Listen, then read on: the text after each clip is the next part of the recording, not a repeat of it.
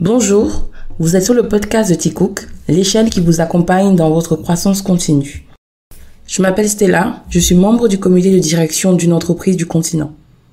Le podcast de cette semaine est une interview. Pour le premier podcast, il était important pour moi d'avoir quelqu'un qui avait fait toutes ses études en Afrique et qui avait une belle carrière africaine. Parce que j'entends souvent certains dire que si tu n'as pas fait des études à l'étranger, ça peut être compliqué, etc.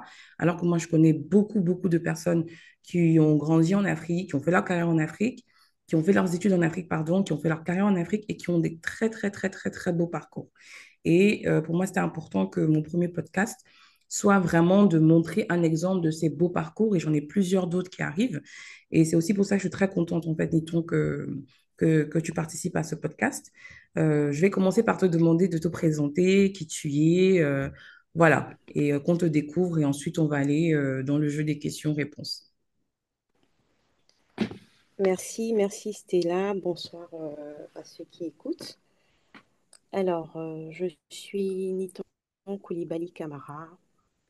Je suis mariée, maman de 4 enfants, dont l'aîné a 13 ans et le plus jeune a 4 ans.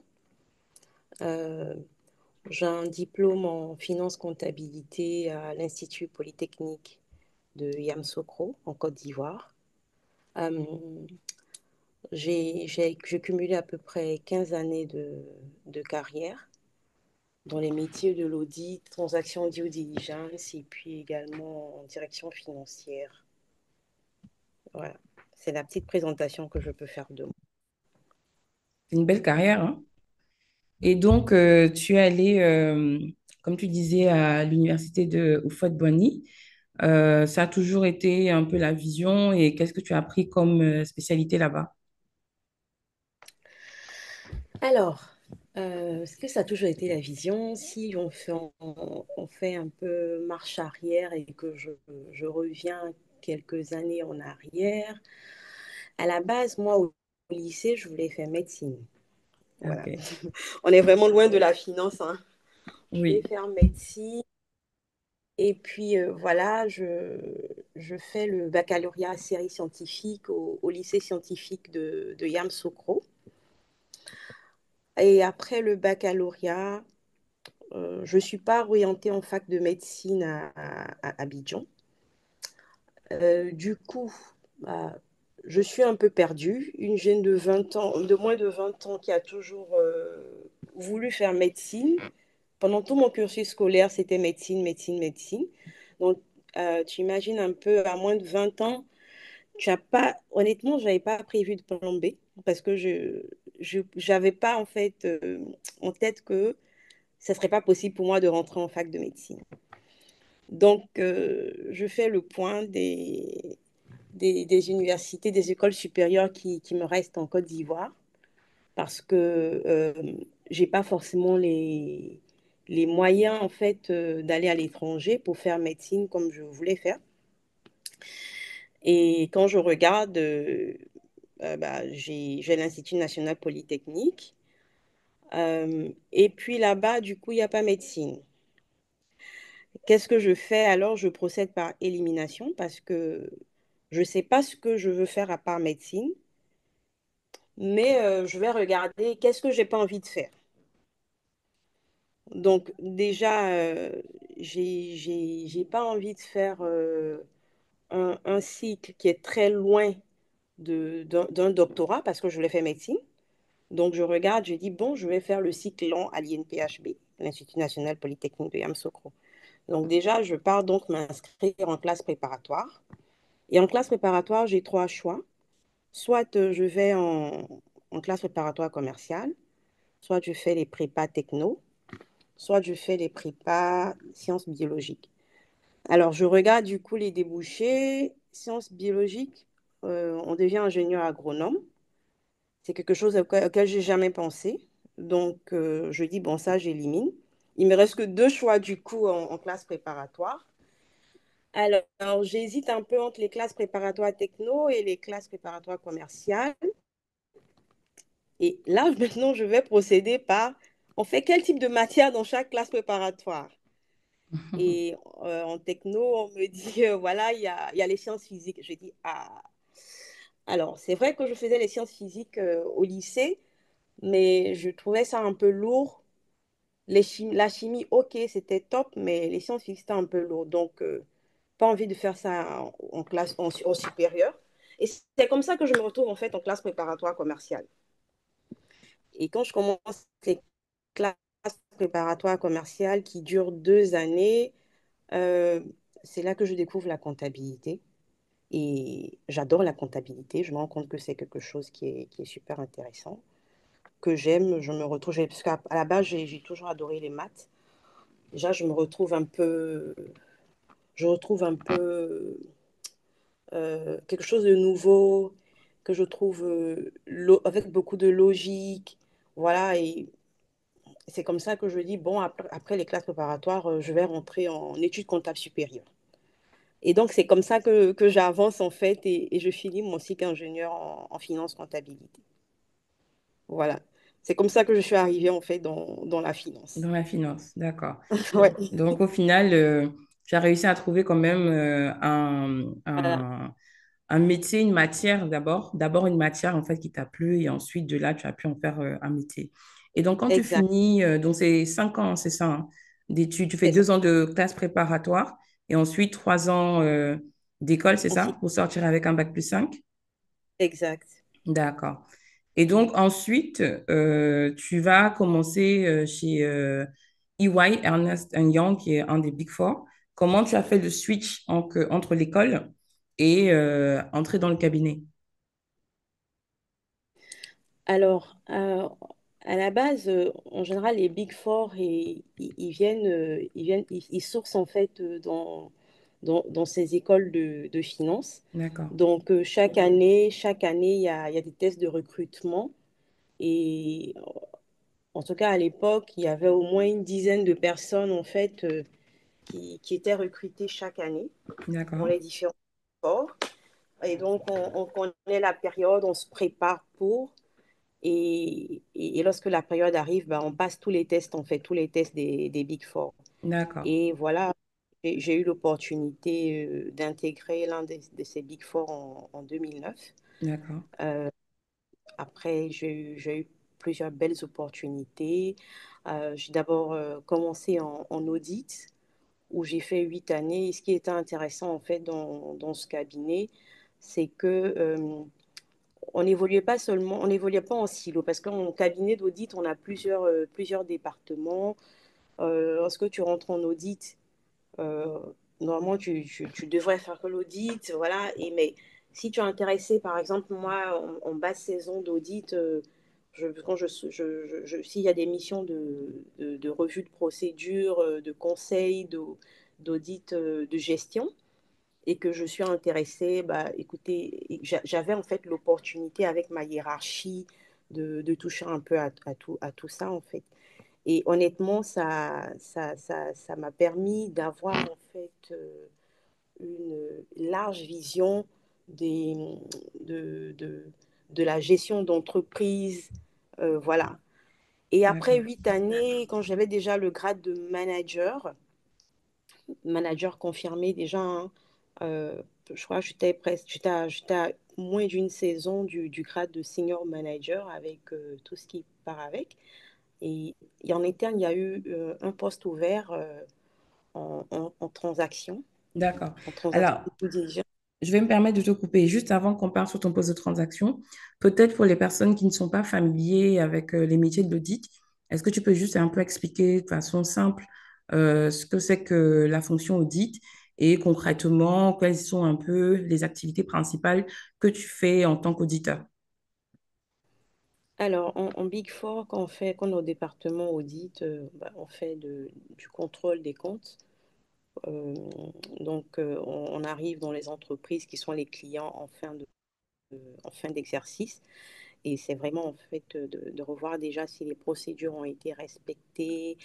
Ensuite, de s'assurer que les comptes qui vont être présentés en fin d'année présentent une image fidèle de l'entreprise. Donc, nous, notre rôle, c'était de faire la revue des chiffres en fin d'année, du bilan, et de s'assurer déjà qu'ils sont conformes, toutes les transactions étant enregistrées conformément aux règles méthodes comptables en vigueur et que il y a pas eu en fait de transactions également qui sortent forcément des différentes procédures en fait de l'entreprise. Voilà, et ça aboutit en fait à une certification des comptes par le commissaire aux comptes. Donc c'est un D'accord, peu ce qu'on faisait. Et à l'intérieur, en fait, justement, si tu veux, il y a un cursus en fait dans ce métier-là. On rentre stagiaire. Ensuite, donc stagiaire assistant. Ensuite, on a après stagiaire, on a 2 années, je pense bien, d'assistant. Donc, et après, on passe maintenant au grade de chef de mission, où on a encore 3 années en fait de chef de mission pour apprendre, n'est-ce pas, à gérer des équipes, c'est-à-dire on n'est plus juste en train de mâcher les données, tout et tout, de recevoir des ordres. On apprend maintenant en fait à gérer des équipes, une, deux personnes, trois personnes, jusqu'à arriver au grade de manager où on participe maintenant aux réunions avec les décideurs des entreprises, à les accompagner, voilà, à présenter en fait les rapports, à participer au conseil d'administration, ainsi de suite en fait. d'accord, d'accord, Et donc, en fait, pendant 8 années, j'ai pu justement passer de stagiaire jusqu'au grade de manager confirmé. d'accord. Félicitations, très beau parcours. Parce que je connais Merci. des personnes qui ont été dans des Big Four et qui n'ont pas forcément réussi les passages de jalons à chaque fois qu'il a fallu le faire. Donc, le faire comme ça, comme un sans faute, félicitations. Et donc, tout à l'heure, quand je t'ai coupé, tu disais que tu étais donc à une demi-saison de passer au grade au-dessus qui est senior manager et tu as décidé de passer au niveau de des transactions. Donc, est-ce que tu peux juste nous expliquer ce que c'est que les transactions et ensuite le parcours que tu as eu par la suite? Alors oui, c'était en fait, il y avait une opportunité, comme je disais, dans un autre département qui lui est en charge d'accompagner les investisseurs qui veulent faire des acquisitions d'entreprises ou à des, à des entrepreneurs qui veulent faire des cessions de leur entreprise de tout ou partie, ou même encore, et à l'intérieur de cette service-là, en fait, on fait également des accompagnements de levée de fonds, on fait également des modélisations et d'évaluation d'entreprise. Voilà. Et il y avait une opportunité pour les transactions due diligence qui est vraiment en fait l'analyse financière qu'on veut acheter ou vendre une entreprise, c'est quoi la santé de l'entreprise et l'analyse de tous les indicateurs clés et sortir également comment on pourrait le dire, les points clés en fait qui pourraient impacter une transaction de rachat d'entreprise ou de vente d'entreprise.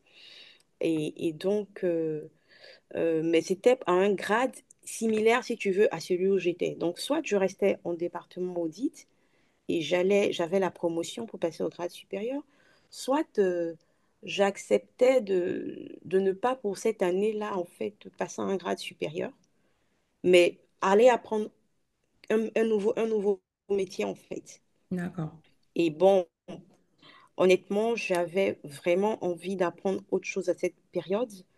Et donc, j'ai postulé c'est comme si j'avais postulé pour un grade un peu en dessous par rapport à quelques mois où j'allais avoir en fait un autre grade. Et c'est une décision que j'ai pas du tout regrettée parce que j'ai appris autre chose qui m'a vraiment permis de rajouter une autre corde en fait à mon arc. d'accord. Et du coup, sur cette fonction transaction, tu es arrivé manager après 8 ans au niveau de l'audit. Donc, combien de temps tu as passé au niveau des transactions et quels sont les différents grades que tu as pu prendre dessus, par exemple? Et combien de temps ça t'a pris? Alors, bah, écoute, j'arrive en transaction, c'est un tout autre métier, comme je le dis, mais ça se passe bien. Et donc, l'année qui suit, je passe senior manager. Et puis après, voilà, après senior manager, il y a plusieurs niveaux. Il y a le un 2 ainsi de suite. Donc, je franchis ces étapes. Je passe à peu près presque 5 années, en fait, dans le département. On fait de très belles transactions. Et après, on a la phase Covid la période Covid qui affecte un peu presque tous les business. Tout le monde, toutes les Donc, activités, toutes les oui, entreprises. donc on est bien d'accord que on est dans une situation où toutes les activités sont touchées. Et bon, il n'y a pas forcément quelqu'un qui a envie d'acheter une entreprise. Voilà, et donc on est un peu comme toutes les activités voilà, dans la période, on est un peu au ralenti. Et voilà, j'ai du coup eu une opportunité. Et bon, voilà, c'est le moment, je pense, de mettre fin à la carrière en cabinet. Et donc, je pars du cabinet pour d'abord une opportunité qui pour accompagner un entrepreneur pour mettre en place, le deal, c'était de mettre en place sa nouvelle structure. Donc, c'était un deal à durée déterminée. Donc, on, on y va, on commence et puis tout ce qui était prévu de faire se passe très vite. Mais bon, je me sens toujours pas forcément bien. Je suis un peu perdue.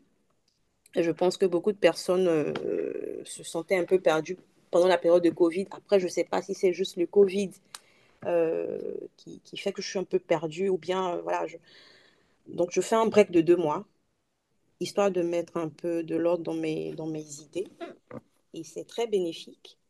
Après un break de 2 mois, je prends une position de directeur financier dans une structure qui est en pleine réorganisation de son département finance, comptabilité.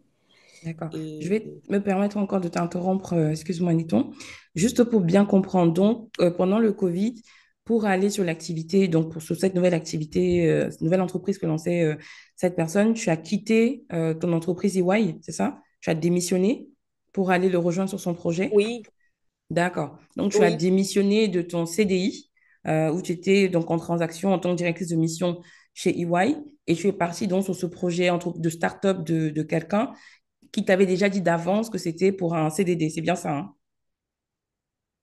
oui, c'était vraiment pour un projet à mettre en place, en fait. Donc, D'accord. une durée déterminée. Oui, c'est vrai que ça a l'air fou, mais Oui, je pense c'est que c'est pas tout le si monde tu qui viens, prendrait le risque et qui ferait ce bah, saut. Donc, c'est quand même bah, intéressant, je trouve, à aborder. si tu suis bien, voilà, j'avais l'opportunité de rester dans ma zone de confort et de passer senior manager, mais parce que je ne sentais plus forcément ce que je faisais, j'avais envie de changer. J'ai pas hésité en fait à changer. Euh, après les 5 ans et avec la phase Covid, je sentais que j'avais besoin d'autre chose. D'autres choses. Je n'étais plus forcément bien et donc je décide de me lancer. Après 2 mois, je pense que j'ai besoin de me aérer un peu l'esprit, donc je fais un break total. Mhm. Euh, et après le break total, écoute, je reviens sur... je me dis, j'ai fait de l'audit, j'ai fait des transactions, j'ai été dans un projet qui était très, très innovateur, tout et tout. J'ai fait les mises en place. Mais honnêtement, j'ai jamais géré au quotidien une direction financière. Mhm. Donc, quand j'ai la proposition de la direction financière qui est en pleine crise, mais une crise pas possible, euh, bon, il y avait déjà une crise humaine, une crise en termes aussi de préparation des livrables, tout et tout. Donc, j'accepte le challenge et puis on y va.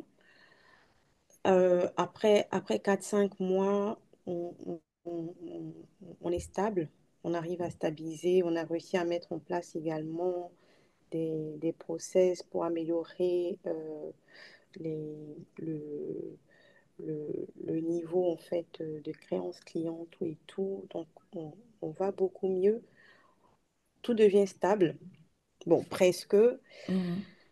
Ben, j'avoue que je me sens toujours pas bien. Je sens qu'il y a quelque chose Qui manque. qui, qui manque.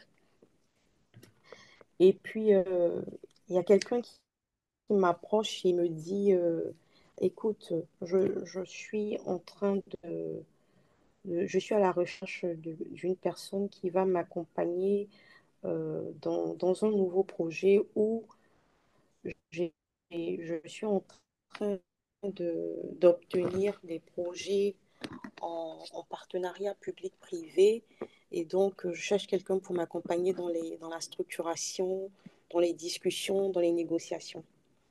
Bah, je pense que c'était vraiment ce qui me manquait, je pense. Parce D'accord. que je saute sur l'opportunité et honnêtement, je ne regrette pas du tout.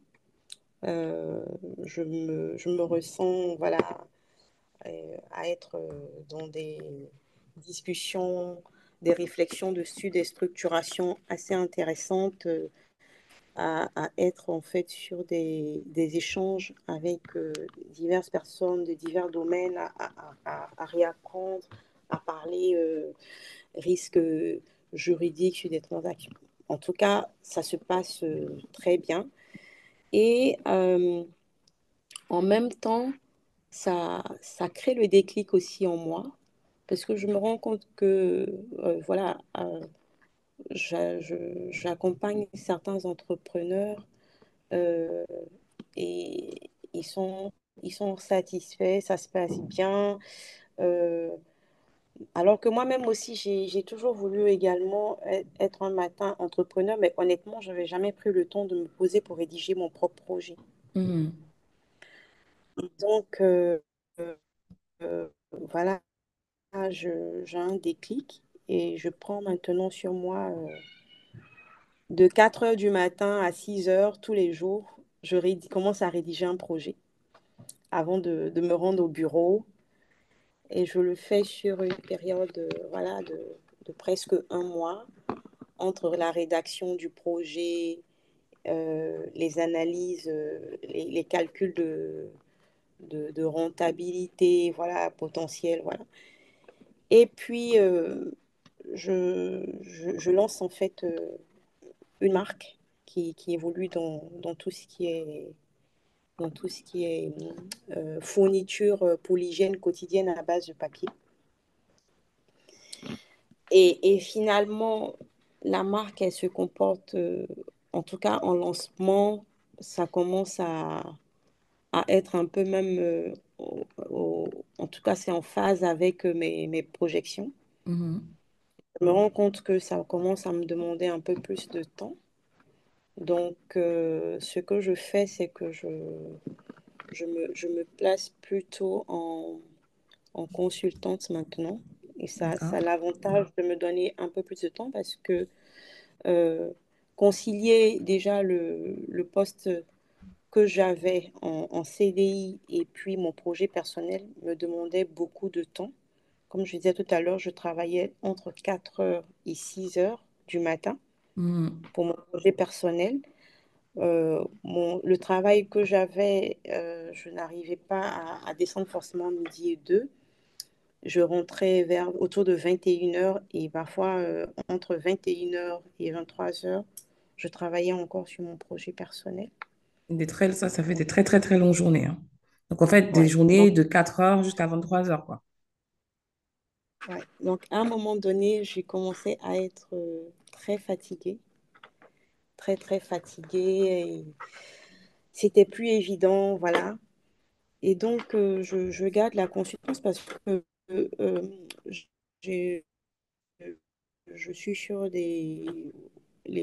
certains projets, il y en a qui sont clos, donc je ne prends pas de nouveaux projets, je reste sur ceux qui sont en train toujours en cours.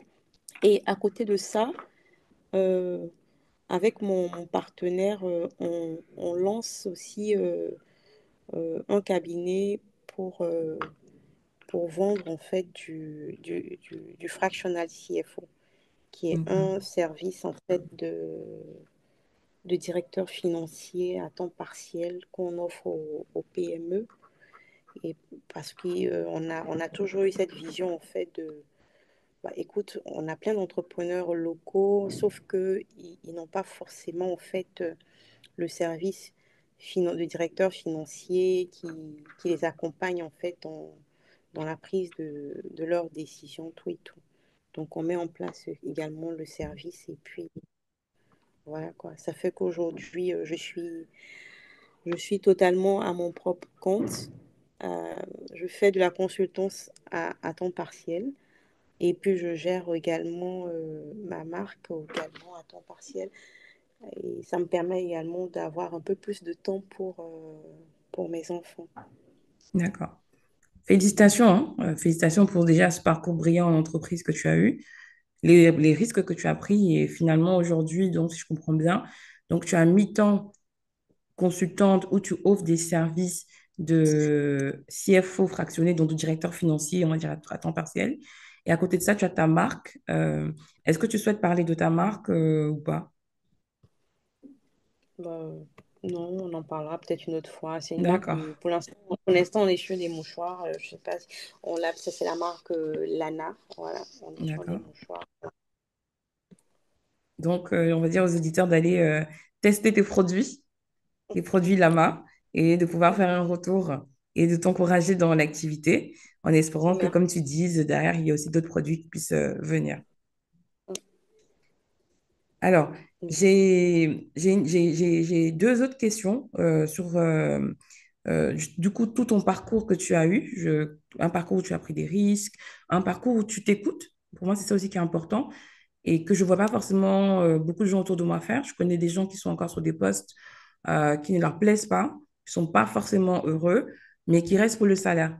Alors que toi, à chaque fois, tu t'es écouté, en fait, tu as écouté tes envies, tu as écouté cette voix qui te disait, voilà, je ne suis pas au bon endroit et tu as pris des risques en laissant des CDI pardon, pour des CDD, etc.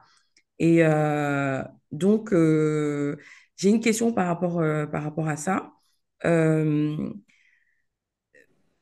voilà, comment tu t'étais préparé pour pouvoir faire ce saut de poste à poste ou de CDI à CDD ou de CDD à entrepreneur?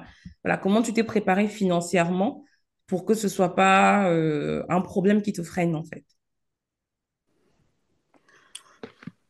Oui, c'est vrai, mais c'est là si tu vois, j'ai pas forcément pris ce genre de risque quand j'étais à quoi, 2 ans de carrière, 3 ans de carrière. J'avais quand même 13 ans de carrière en fait quand Mhm. j'ai décidé de faire un break.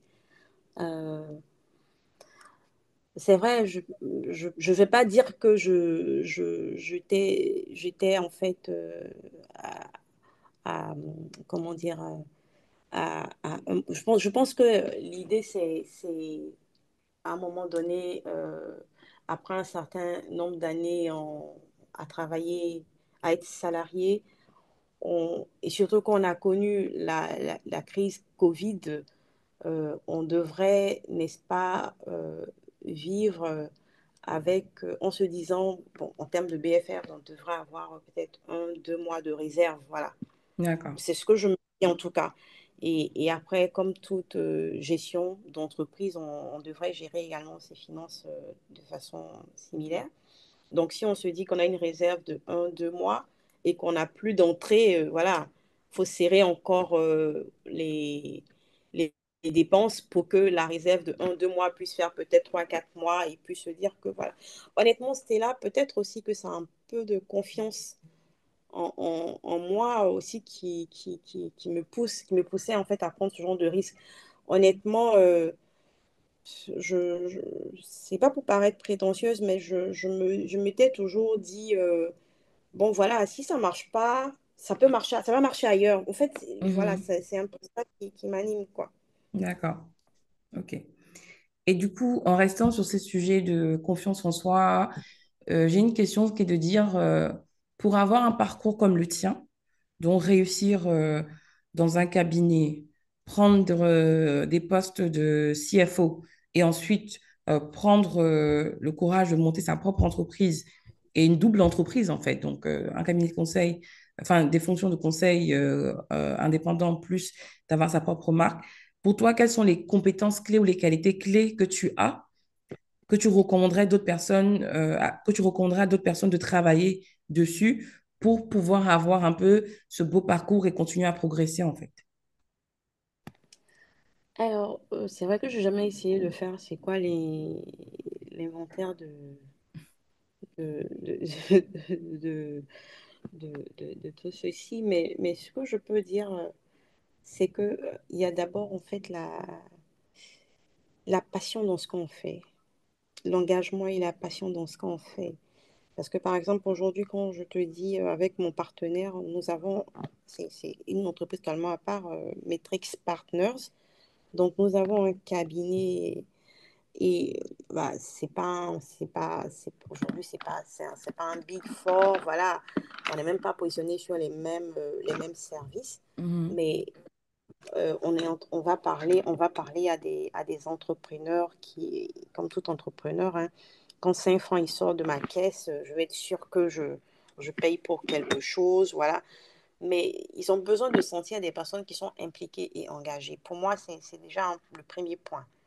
Et c'est ça qui va me permettre demain également, c'est ça qui va être déjà ma signature, qui va me permettre demain d'avoir d'autres marchés, ainsi de suite. C'est vrai que mon service, il est nouveau, il est, il est pas vraiment vendu sous notre optique ici. Mais pour moi, le point clé, c'est pas parce que le service, il est juste nouveau, c'est parce que je suis passionnée, je suis engagée. Donc, je ne viens pas vendre ce service juste parce que voilà ce que je vous ai vendu et c'est tout. Lorsque je suis dans quelque chose, je le suis à 100%, je le suis à fond. D'accord. OK. Pour moi, c'est l'un de mes éléments clés, je pense bien. Donc, c'est d'être professionnel, d'être à fond dans ce qu'on fait, et d'être rigoureux et d'y aller à fond, comme tu dis. Exact. D'accord. Euh, Est-ce qu'on peut parler un peu salaire, sans que tu donnes ton salaire précis, pour quelqu'un qui commence, donc tu as dit stagiaire, et qui commence à monter, je sais que c'est des grilles, hein, donc c'est pour ça que je pense que tu peux juste donner un peu les fourchettes de ce que quelqu'un peut espérer, jusqu'au poste de CFO, pour que ça donne aussi envie bah, à des personnes de voir aussi que bah, c'est des fonctions, comme c'est prenant, est-ce que derrière aussi, voilà, financièrement, comment ça se passe?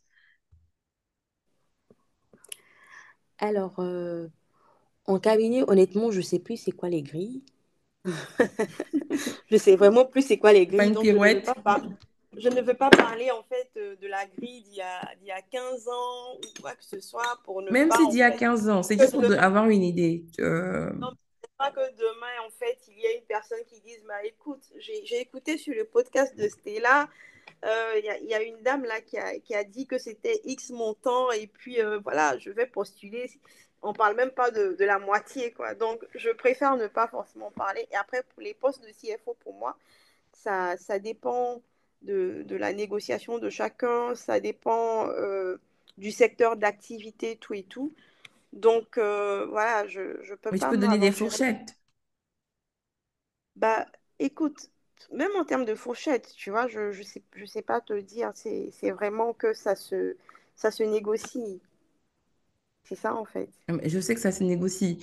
Mais par exemple, si je prends pour certaines grosses entreprises pour lesquelles j'ai travaillé, si je prends par exemple sur des postes de jeunes cadres juniors, je vais dire qu'en net, ils vont être autour de 500 000 par exemple. Quand ils vont commencer à progresser vers des postes de manager, après quelques années, ils peuvent espérer être entre 1 million et 1,5 million en fonction de l'entreprise, de la négo. Donc, il y a quand même 50% de fluctuation. Sur des postes de directeur, en fonction des entreprises aussi, ça va être multiplié. Voilà. Donc, c'est pour ça que bon, je ne vais pas te forcer à Alors, donner peut-être une... on va parler en termes de pourcentage de croissance, c'est pas mal ce que tu as dit. Mhm, Peut-être que si mes souvenirs sont exacts, on rentre à un salaire X, quoi, 5 ans, 6 ans plus tard, on se retrouve à plus 80, plus 70%. mhm. Voilà. Et après, on croit de quoi 10-15%, je pense. Mais ça, c'est en Par an? cabinet. Mhm. Oui, ça, c'est en cabinet. Et puis après, voilà, quand on sort du cabinet, c'est toute autre chose. Voilà, tout va dépendre de, justement, comme j'ai dit, le secteur d'activité. Comment est-ce que tu arrives à te vendre? Voilà. Tu penses que le fait d'avoir fait toutes ces études sur le continent, est-ce que tu penses que c'est un frein aujourd'hui pour pouvoir progresser en entreprise, que ce soit à l'époque ou aujourd'hui quand tu regardes un peu le marché? Moi, je vais prendre mon expérience personnelle. Je crois pas. Je crois pas que ce soit un frein. Peut-être parce que j'ai intégré aussi une multinationale internationale. Voilà. Mhm.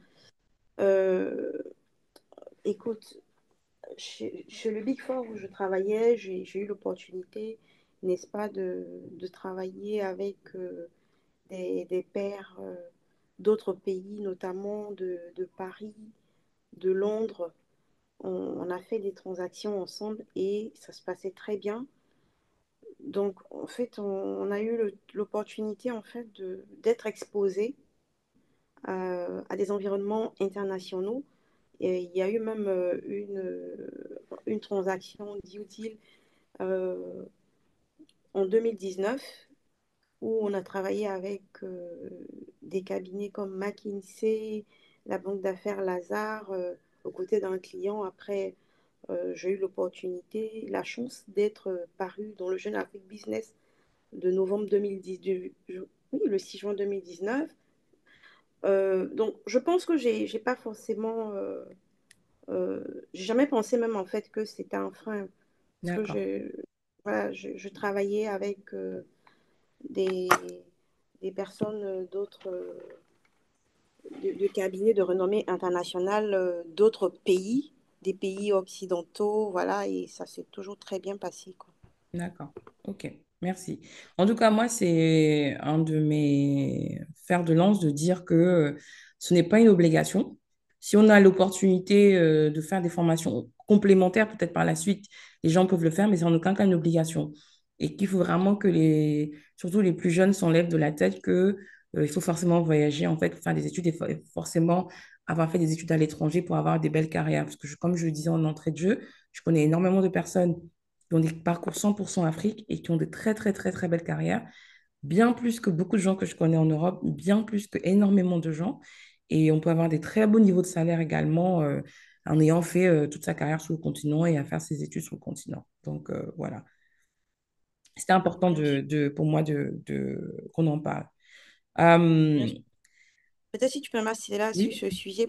Pour moi, en fait, le plus important, c'est pas de dire je fais mes études à l'international ou quoi que ce soit. C'est de dire est-ce que je suis compétitif ou compétitive, en fait, si on me met avec des personnes qui ont une formation similaire dans un pays, en fait, européen ou américain. Et Mhm. aujourd'hui, pour moi, avec l'accès à Internet qu'on a, on ne devrait pas, en fait, être complexé de n'avoir pas fait des études hors du continent africain. Pour moi, non. Si tu veux être, tu dis, tu peux me dire aujourd'hui que tu as besoin d'aller aux États-Unis ou à Londres pour pouvoir travailler avec un Londonien. Mhm. Je dis non, tu vois. Mhm. Je, je peux pas, je suis pas d'accord avec cette manière de penser. Après, c'est Nous toujours sommes très alignés. bien, voilà, c'est toujours très bien de faire d'apprendre, d'être en Mhm. formation. Faut pas se laisser dépasser par les événements. Faut être en formation continue. Et c'est ça qui te permet, n'est-ce pas, d'être compétitif, donc, quel que soit l'endroit où tu te On te trouves. trouve, exactement. Exactement. Aligné avec ce que tu viens de dire. Si tu devais donner des conseils à des jeunes ou même des moins jeunes qui souhaiteraient avoir une carrière comme la tienne, quels conseils tu leur donnerais? Ben, écoute, on va revenir au conseil de tout à l'heure, hein, c'était là. Être vraiment engagé dans ce qu'on fait. Euh, Quand on est engagé, pour moi, on se donne à fond. On met tout le sérieux qu'on peut mettre. Il n'y a pas de raison qu'on n'ait pas un travail excellent. Voilà. Et le truc pour moi, pour être engagé, il faut vraiment sentir ce qu'on fait. Faut, faut aimer ce qu'on fait et faut pas être, comment dirais-je, hypocrite vis-à-vis de soi-même en fait. Mhm. Si tu ne sens pas ce que tu fais, j'ai pas dit de faire le saut sans forcément se préparer. Si tu sens pas ce que tu fais, c'est quoi ton plan pour changer de voie? Mais pendant ce plan-là, il faut rester toujours correct, engagé, parce que, mine de rien, on a pris un engagement, on a signé un contrat. Voilà. Donc, il faut rester jusqu'au bout impliqué et faire produire le meilleur qu'on puisse produire. Ok, merci beaucoup. Et dernière question, Niton, que peut-on Waouh! te souhaiter à toi pour la suite? Alors, je me souhaite déjà beaucoup de courage, beaucoup de chance et puis beaucoup de foi en Dieu. Parce que pour moi, avec la santé, hein, pour moi, quand on a la santé et qu'on a Dieu avec soi, il n'y a pas de raison que les choses n'avancent pas. Ça peut être difficile, mais on a la santé, je pense qu'on peut retrousser les manches. Et si on a la foi en Dieu, on se dit que les choses qui nous arrivent, en tout cas tant qu'on a fait le maximum qu'on devrait faire, c'est que c'est ce qui était prévu. Et donc, c'est ce qu'il y a de mieux pour nous, en fait. D'accord. En tout cas, donc, on te souhaite tout ça et on va tous prier pour que tout se passe selon ce que tu viens de te dire. Et que je Merci. dirais, quel est ton mot de fin? On arrive à la fin de cette interview, donc je te laisse le mot de fin avant de te remercier. Alors, mon mot de fin, c'est merci à toi. Merci pour avoir porté ton choix sur moi. J'espère que j'ai pu passer un bon message pour surtout les plus jeunes. Et puis moi, en tout cas, je félicite ton initiative.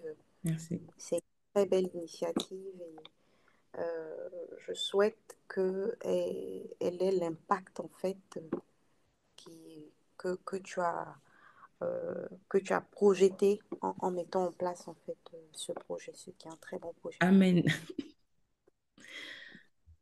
En tout cas, merci beaucoup. Vraiment, c'était très intéressant, très inspirant, notamment vraiment tes sauts, voilà, comme ça, vers vraiment des sujets qui te portent sans prendre de filet de sécurité. L'aventure dans laquelle tu es actuellement aussi est très intéressante. Je te mens pas que dans ma projection aussi, à un moment donné, je voudrais aussi être à mon compte. Donc voilà, de te voir qui a pris les devants, je n'hésiterai pas au moment opportun de venir te demander beaucoup de conseils. Et merci pour tout ce que tu nous as partagé. Et je pense que ça va vraiment plaire aux différents auditeurs. Et donc, je les encourage à écouter. Et s'ils ont des questions complémentaires à poser, éventuellement, on pourra y apporter du complément. Donc, vraiment, merci. Merci pour le temps que tu as pris. Je sais que c'est pas forcément facile avec ton agenda. Et à bientôt pour un autre podcast avec toi pour parler de ton entreprise et de tes aventures entrepreneuriales.